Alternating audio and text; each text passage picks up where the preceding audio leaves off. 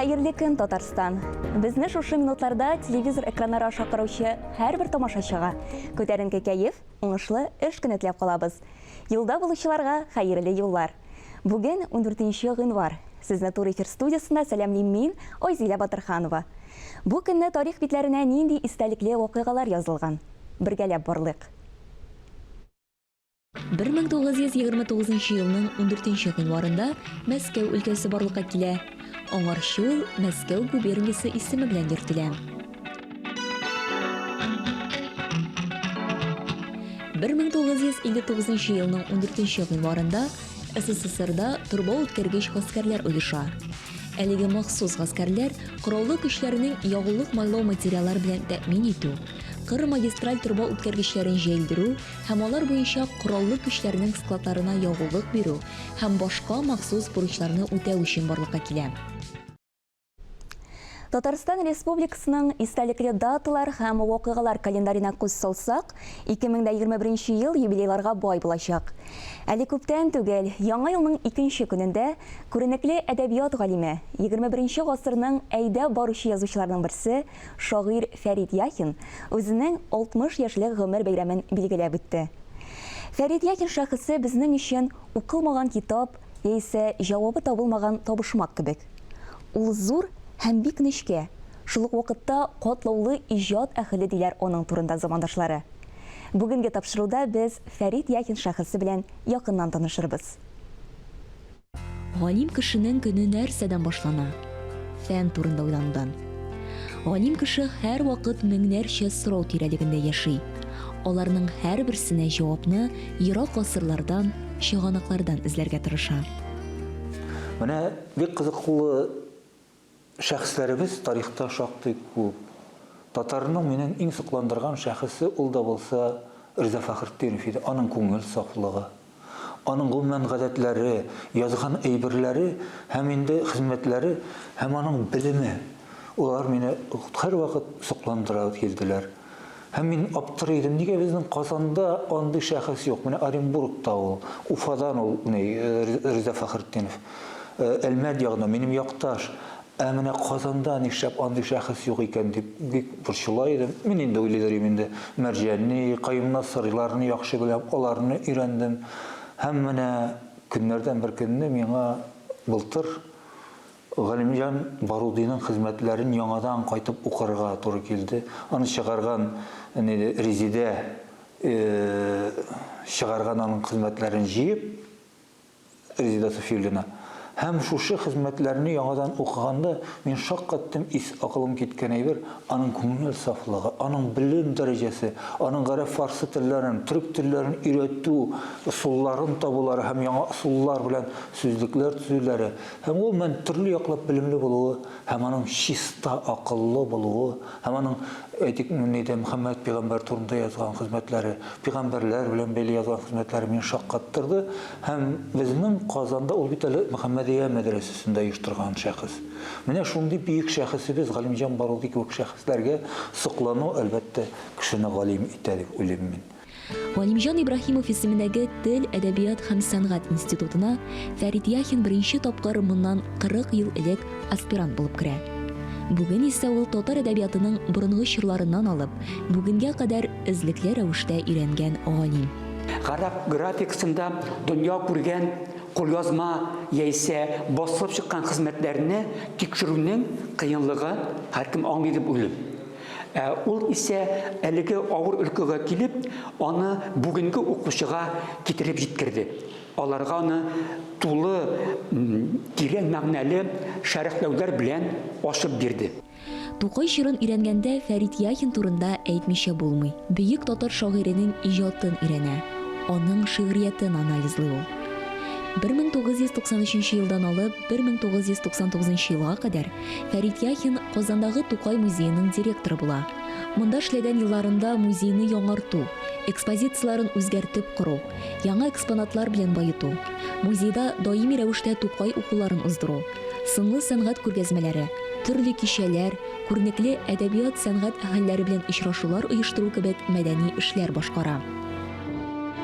Фәрит Яхин белән безнең холык бик ошаган. Менә гадәттә мин бик шатмый торган кешеләр, шулай, рәхмәт, ярый, шулай дигән кешеләр, мин аларны бик шатмыйм, мин аларга бик ышанмыйм. Ә менә Фәрит Яхин, юк, алай түгел ул, мин алай дип уйламыйм. Менә минемчә булай, менә ул минем кебек сөйләшә. Мин дә шулай, юк дип әйтү бик авыр дөньяда. Чөнки син каршы дәшәргә тиеш кемгәдер, үзеңне расларга тиеш. Үзеңнең белемең булмаса, син беркемгә дә каршы төшә алмыйсың. Әдәби иҗат өлкәсендә язучы буларак Фәрит Яхин 1980-90 елларда үзенең шигърияте һәм проза әсәрләре белән килеп керде. Урта гасырлар татар әдәбиятын тирәнтен өйрәнү, тирән фәлсәфәле шәрык юнәлешендә иҗат итү Фәрит Яхин поэзиясында югарылык булдырды. Фәрит абыйның әсәрләрен, шигъри әсәрләрен укыганда, аның поэзиясының ишеннән Мөхәммәдияр авазында, шул ук вакытта Сөләйман Бакырган кебек шагыйрьләрнең авазын да ишеттем. Бу бик әдәбият өчен бу бик үзенчәлекле һәм шул ук вакытта бик кызыклы әйбер. Ни өчен дигәндә, чөнки безнең шигъриятебез мәсәлән 60-нчы елларда Равил Файзуллиннар, Ринат Харислар, Әдиф Гаташлар бер югарылыкка күтәрә. Ә Фәрит Яхин бу поэзияны икенче югарылыкка, шәрык югарылыгына күтәрә. Шәрык шигърияте ул кычкырып тора торган, зур трибунадан кычкыра торган сүзләр белән генә түгел. Ул бик тирәнтен фәлсәфә, ул күңел фәлсәфәсе, ул яшәеш фәлсәфәсе. Менә шуңа күрә дә Фәрит абыйның тыйнаклыгы менә шушы хиссиятлар белән билгеләнә. Минемчә, бу күренеш ул Фәрит абый менә шушы үзенчәлеге белән, бу характер сыйфаты гына түгел, ә бүтән шигъриятенең, бүтән эшчәнлегенең шушы үзенчәлеге белән бүгенге татар әдәбиятында аерым бер кабатланмас бер урынны алып тора. Һәм ул үзенең төш йөрәү китабы белән дә моны раслады. Игътибар итегез. Иң зур тиражлы китаплар дип саныйм мин аны. 20 мең тираж белән чыккан аның Пәйгамбәрләр тарихы китабы, ә менә бу төш йөрәү китабы 50 мең тираж белән. Бу хәзер күз алдына китерә торган тираж түгел хәтта. Димәк, ул шул дәрәҗәдә популяр халык арасында. Фәрит Яхин тарихның төрле чорларында булган бөтен вакыйгаларны җентекләп өйрәнә. Аның әсәрләрендә сурәтләнгән вакыйгалар иҗат фантазиясе гына түгел, фактлар белән баетылган тарихи әсәрләр. Менә мин бүгенге көндә язып бетергән әйберләремнең берсе, мин аны тормышка ашырмын дигән идем. 3 томлык татар шиҗәрәсе дигән бүтән тарихыбыз, борынгыдан алып татар халкы ничек барлыкка килгән. Менә татар халкы үзе нигә татар дип аталган. Ягъни шын фәнни нәтиҗәдә, дәрәҗәдә, әмма ләкин рухи аң романы буларак иҗат иттем мин аны. Фәрит абый әйткәнемчә, урта гасырларда формалашкан рухи бер әдәбиятны, рухани бер әдәбият белән бергә кеше күңеленә рухи бер азык булырлык әсәрләр бирә. Бүгенге көндә андый әсәрләр бик кирәк. Бу мин аны хәтта менә рус термины белән әйткәндә философия тишины дип әйтер идем. Нәрсә ул?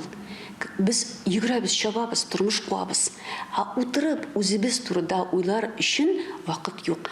Фәрит абыйның китаплары алып, әкрен генә матур итеп укып, үз күңел дөньяңа кире төшәсең. Һәм гасырлар, 6-нчы гасырлар, 10-нчы гасырлар, 15-нчы гасырлардан килгән менә бу матур рухи, рухани традициялар Фәрит абыйның китабында килеп җитеп, менә шушы традицияларга, шушы китаплар аша тагын тегеп чорларга кирип китәсең. Фәрит Яхин сүз, фикер, иҗат көчен чәчмә серләренә бирсә, күңел нечкәлеген поэзиясына сала. Җиләс җилнең дәрте күчкән, егетнең йөрәгенә, тулпаратып биеп куя тартылып йөгәненә, сүзе китә, әмер җитә егетнең егетләргә. Кая болай кузгалдылар, кемнәрне үгетләргә. Канат кагып шатлар кырлар, булыннар аша, карап кала сылу кызлар, хисләрдә шаша, шаша. Син дә көзге алларына килеп бас, так зиннәтең, сиңа тартылды күңел, сагындым җәй җәннәтем. Хөрмәтле тамашачылар, хәерле көн Татарстан тапшыру студиясында мөхтәрәм кунак. Филология фәннәре докторы, профессор, язучы һәм әлбәттә инде юбилярыбыз Фәрит Яхин. Фәрит абый, исәнмесез, хәерле матур көннәр сезгә. Иң беренче чиратта әлбәттә инде Татарстан дәүләт телерадиокомпаниясе исеменнән сезне юбилейгыз белән котлыйбыз. Рәхмәт. Әлбәттә инде шушы зур тырышлыклар куеп язылган хезмәтләрегез, игелекле гамәлләрегез өчен Раббыбыз әҗер савапларын бирсен. Рәхмәт. Без инде менә тыңлап киттек, сезнең инде замандашларыгыз сезнең турыда бик матур фикерләр ирештерделәр. Шулай да, үз сүзләрегез белән әйткәндә, кем ул Фәрит Яхин? Бу сорауга мин сез сорауга инде җавап бирергә тиешмен. Кем икән дигәндә, иң беренче менә тормышта безне төрле илне дә, халыкны да, һәм инде һәрберебезне төрле мәсьәләләр борчый. Проблемалар килеп туа тормышта, һәм мин шуларны ничек булса да хәл итеп буламы дигән сорауларга җавап эзләп язучы булдым дип әйтә алам. Һәм инде фәндәге туган проблемаларны чырап, аларны хәл иткәндә алар белән шөгыльләнеп галим була алдым дип әйтәм. Һәм күңел дөньясын сурәтләп шагыйрь була алдым дип әйтә алам бүгенге көндә. Әлбәттә, мин аларның берсен дә максат итеп куймаган идем. Ул шулай килеп чыкты тормышта. Булар барсы да күңел, аң халәте булдылар. Һәм менә исемә төшә 1983 елны аспирантурага мине билгеләделәр университетны битергәч. Һәм миңа журналистика өлкәсендә, журналистика тарихы буенча диссертация язырга бирделәр. Ул да булса Габдулла Тукайның эшләгән Уральскийдагы матбугат органнарының тарихын ачыкларга, аларның эчтәлеген ачыкларга һәм башка. Һәм мин шушы эшкә кирип чумдым.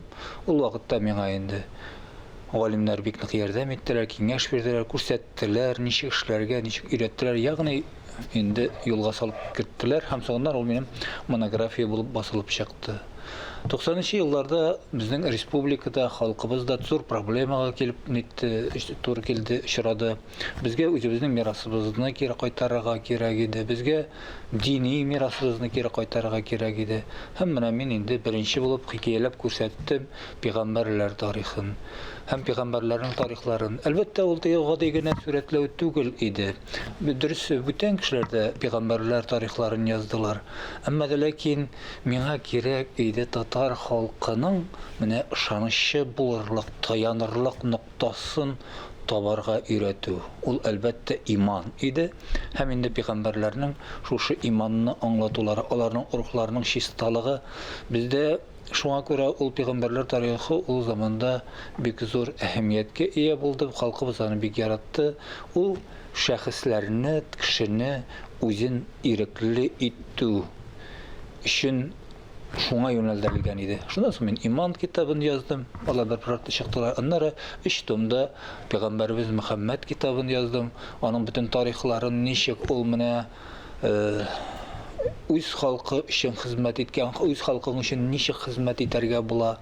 Һәм шул ук вакытта инде миңа шөгыльләнергә туры килде. Шушы чорны сурәтләнә торган вакыйгаларны да бирергә. Мин аны август айы 2 китаптан торган август айы романында яздым. Минем ул 2нче томга керде. Һәм инде шушы тормыштагы булган проблемаларны кеше бүгенге көнгә кадәр чишеп бетерә алдымы дигән сорауны мин һаман үземнән сорыйм. Әле ул проблемалар, ул мәсьәләләр һаман да чишелеп биткән дип җавап биреп булмый. Менә мосы әдәбият өлкәсе, аннары минем Акъабиләр дагасы китабы һәм бүтән китапларым дөнья күрделәр. Әле шунысын әйтергә кирәк, Фәрит абый, бүлдереп әйтәм инде. Менә сез бит инде данлы, сандугачлы дип әйтәләр инде ул якны, Сарман якларында тугансыз. Һәм инде бер истәлектә сез мин мәктәптә укыган чагымда ук инде фән белән иҗатны аерырга өйрәндем дип әйтәсез. Ничек, ни рәвешле аера идегез сыларны? Ул шулай килеп чыкты, мин кичкенәдән яза башладым. Һәм инде миңа әйтеп куйды, илар өйдә дә, бүтән җирдә дә менә синең укуың бар. һәм менә синең менә шушы үзеңә кирәкле шөгыльләнә торган шөгыльләрең бар. Аларның икесен бутамаска. Шуңа күрә мин инде үземне шуңа күнектердем. Әдәби иҗат булганда әдәби иҗат белән генә шөгыльләнергә һәм ул һичшиксез мәктәптән тыш булырга тиеш. Һәм инде әйтик мәсәлән инша язасымы, сочинение язабыз бит инде. Әйтик анда ирекле темага булганда мин ирекле темаларны сайлый идем. Чөнки монда инде язып була. Әмма ләкин инша кагыйдәсенә туры килергә тиеш иде алар. Шуңа күрә ул мәктәп кагыйдәләре буенча укырга өйрәнү һәм дәресләрдә шулай бары тик шушы дәресләрдә бирелгән биремнәрне яхшы итеп үзләштерүне үземә максат итеп куйдым мин. Һәм алга таба тормышта да шулай булгандыр, әйеме? Алга таба тормышта нәкъ шулай булды, университетта укыганда да шулай булды. Һәм шуңа күрә миңа инде ике өлкәдә юнәлешне алып барырга туры килде. Һәм мин шуңа күрә алга таба үскәндә дә шушы юнәлешне сайлап алдым. Әдәбиятны өйрәнү, әдәбиятның бөтен нечкәлекләрен тикшерү фәнни яктан һәм шул ук вакытта шушы нечкәлекләрне әдәби иҗатта күрсәтергә омтылу. Әйтик мәсәлән, бүгенге көндә әйтәләр постмодернизм нәрсә ул? Ул шигърияттә ничек була? Һәм шулай иттереп шушы өлкәдә язып хәтта күрсәтергә мөмкинлекләр бар икәнлеген тоясыз бит инде. Һәм шул ук вакытта безнең әдәбиятыбыз гына түгел, борынгы әдәбиятыбыз бар. Аларга минем ничектер күңелем ихласым ятты. Менә аны пәйгамбәрләр тарихлары бүтәннәр мине шул өлкәгә алып кирип киттеләр. Һәм инде аны Тукай алып кирип киткән иде. 83 елны шушы журналистика тарихы белән шөгыльләнә башлаганда ук мин аны кандидатлык диссертация яздым. Ә менә борынгы әдәбиятка, борынгы китапларга алып кирип китү мине инде урта гасырлар татар әдәбияты буенча, аның тарихы буенча, ачылмаган сәхифәләре буенча диссертация, докторлык диссертациясе, монографиялар язарга туры килде һәм ул китапларны бастырып чыгарга. Мин шул ук вакытта гыйльми совет әгъзасы булдым. Шәһәрдә, Чебоксарда һәм Тобольскида, Төмәндә, Тобольскида Сибир татарлары шул вакытта мин инде Сибир татарлары белән кызыксынып китеп, хәтта Сибир татар шагыйрьләрен ачыкларга туры килде. Бар икәнлеге Иканы мәсәлән, аларны укып үскәнбез, Бакырхан китабында алар булган. Һәм инде шул вакытта Хвайда иҗаты, буларның аннары, буларның битниләре, каберләре Искәр шәһәрендә, аларга инде һәйкәлләр куйганнар. Сибир татарлары бик булыклыклы һәм аларында хәзер мәчет тә салганнар. Менә хәзерге вакытта сез инде белүемчә Татар шәҗәрәсе дигән 3 томлык хезмәт өстендә эшлисез, әйеме? Һәм сез аның жанрында бик үзенчәлекле итеп атыйсыз, рухи роман. Ниндирәк роман булачак ул, әйе? Тукталып киттек әле. Ул аның бөтен хикмәте шунда, менә әйтик мәсәлән, без Шәҗәрә Итрекне беләбез. Абулгази ханның, Баһадур ханның 17нче гасырда язылган һәм беләбез без бүтән тарихи Болгарияларның бүтән китапларны һәм алар барчасы да әдәбият кысаларында барлыкка килгән тарих. Мин аны шуңа күрә тарихи роман дип атадым. Ягъни безнең тарихларыбызны ачыкларга кирәк. Миңа бик күп материаллар очрап тора. Менә ул борынгы китапларны өйрәнгәндә мин тарихчылар белән дә уртаклашам, матбугатта да кай вакытта уртаклашам. Бик кызыклы, бөтенләй кешеләр игътибар итмәгән материаллар күп очрый. Һәм инде ул әйтик мәсәлән Мәрҗани чорында ук булган китаплар бар. Алар галимнәр бер-берсенә игътибар итмәгән булырга мөмкиннәр, очрамаган булырга мөмкиннәр. Һәм менә шушы аннар яңа табышлар бар. Европа табышлары бар. Менә буларга бөтенесенә игътибар итеп, Йемнине татарның барлыкка килүеннән алып бүгенге көнгә кадәр бүгенге суверен Татарстан Республикасына кадәр булган бөтен тарихын үземнең күз аллауына түгел, бәлки чын тарихчыларның күз аллауы аша менә шулай сүрәтләү, ләкин рухи, менә тарихи аңның, кешедә тарихи аңның уянуы процессы ничек барганлыгын һәм менә шушы мәгълүматларны бирүгә нигезләнгән.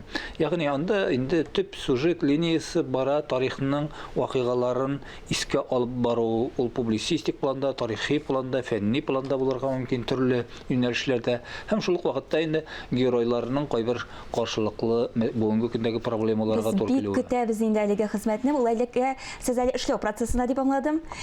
Фәрит абый, сезне сәгатьләр буе тыңлап утырыр идек тә тамашачыларыбыз белән, тик вакытыбыз бик шикле шул.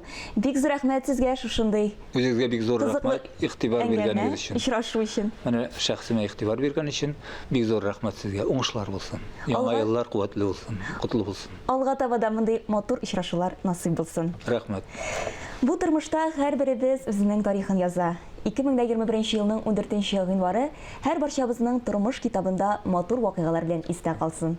Ә бүгенгә мин Айзилә Батырханова һәм тапшырыбызның иҗат төркеме сезгә хәерле көн теләп сау булашабыз.